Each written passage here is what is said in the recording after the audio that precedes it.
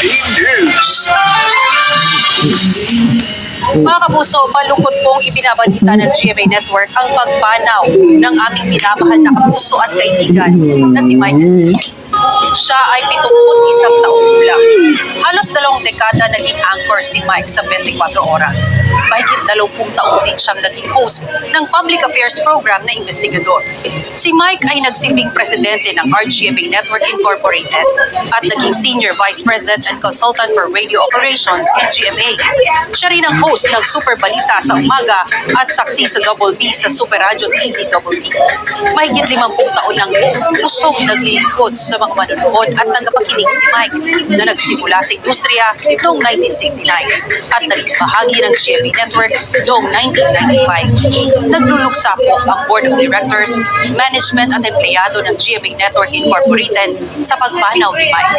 Ayon sa GMA Network, ang kanyang dedikasyon sa industriya ay magsisilbing inspirasyon sa lahat. Easy, Double B.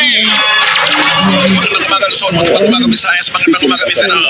Mula pagsikat ng araw, 6 na minuto makalipas sa gabi ng umaga, namataanan ng umuo sa mga panahon. Live mula sa GMA Network Center, ito ang 24 oras.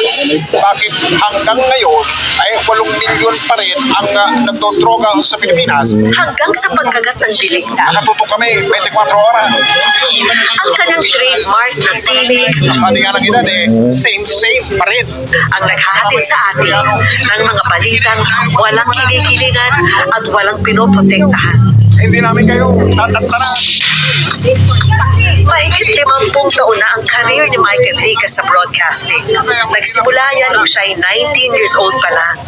Sa di sinasadyang pagkakataon, nang dalawin niya ang isang kaibigang nagtatrabaho sa radyo. Sabi niya, Mike is applying for a job. Sabi ko, of course not. Sabi niya, why don't you try? Nothing to lose. I'll read the newspaper. Binasa ko. Tapos at the end, tinanong niya ako, when can you start? Taong 1995, naglipat siya sa GMA Network kung saan sinimulan niyang pamunuan ang radio department ng GMA na kanyang pinalaki mula sa 4 na istasyon lamang.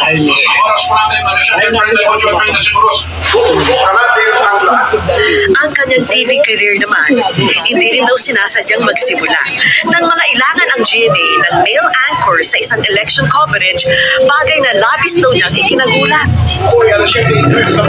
Itong mukha na ito, hindi pang TV ito Tanggap ko yun. Sarili ko ang nanay, hindi makapaniwala sa TV ako Ano mapunta sa Kinuha si Mike para maging anchor ng pinakabagong newscast ng GMA, ang Saksi.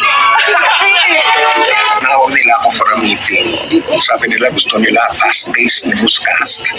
Tapos ang gusto nila ay mabilis. Tsaka puro headlines lang. Nervous ako ron. Nanginginig ako sa takot sa lamig pa ng aircon. Kayo, tataas na ang presyo ng langit.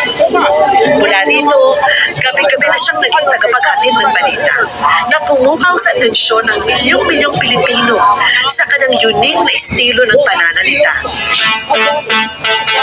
Taong 2000, nang opisyal na maging investigador ng bayan si Mike, na umaksyon at nagbigay solusyon sa mga sumbong at problema ng ating mga kababayan.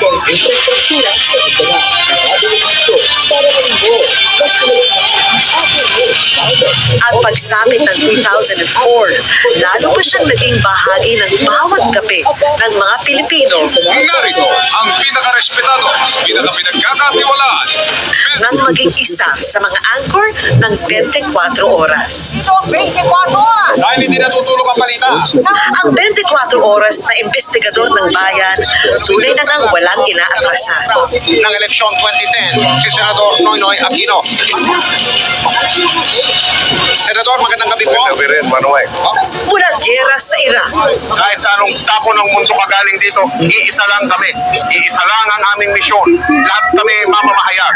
Ang trabaho namin, ipaalam sa buong mundo ang katotohanan nangyayari dito sa loob ng Iraq.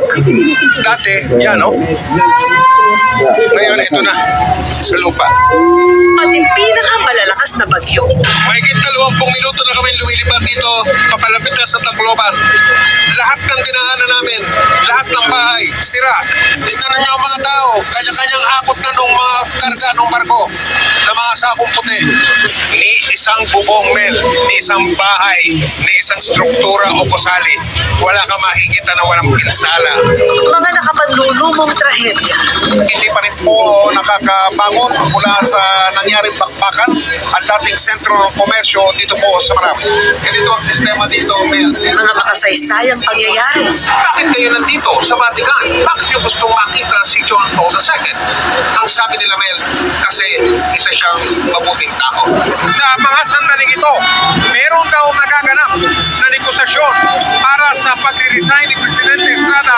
Hanggang sa taon ng traslasyon ng itim na Nazareno. Patindi ng patindi ang damdamin ng mga deboto. Isa lang ang sigaw nila. Viva! Naroon siya upang ihatid ang pinakamaiinit at pinakabagong ulan. Naramdaman ko po kanina ang silhi ng pananampalataya ng mga deboto. Our next Epsom icon is the legendary main man of the newsroom, Mike Enriquez. Ang kanyang husay, kinilala hindi lamang dito sa Pilipinas, kundi maging sa international stage. This is an affirmation that we must be into something right and something good. Ako po si Mike Enriquez, buong puso para sa Pilipino. Ito ang GMA, walang kiling-kilingan, walang pinoprotektahan. Yo! Pero sa kanyang galing sa pagbabalita, kanya rin na ipapakita ang kanyang pagiging tao lamang. Kung saan galing yung bagong strain o uri, excuse me po, hindi po yung coronavirus, ng coronavirus. Good manners and right conduct yun. Kala ng mga tao, arte yun eh.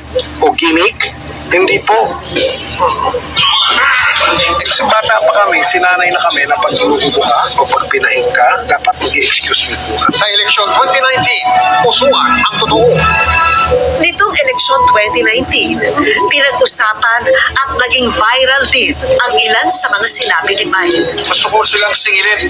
Anong maasahan namin sa inyo ngayon? Yes!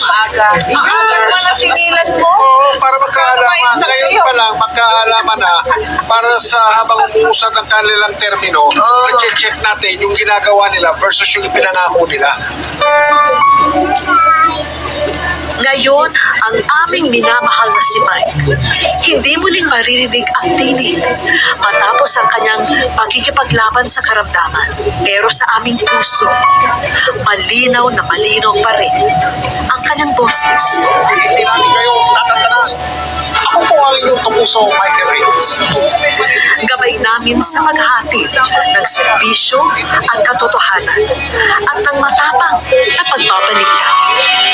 Paalam, Mike, hanggang sa ating muling pagkikita.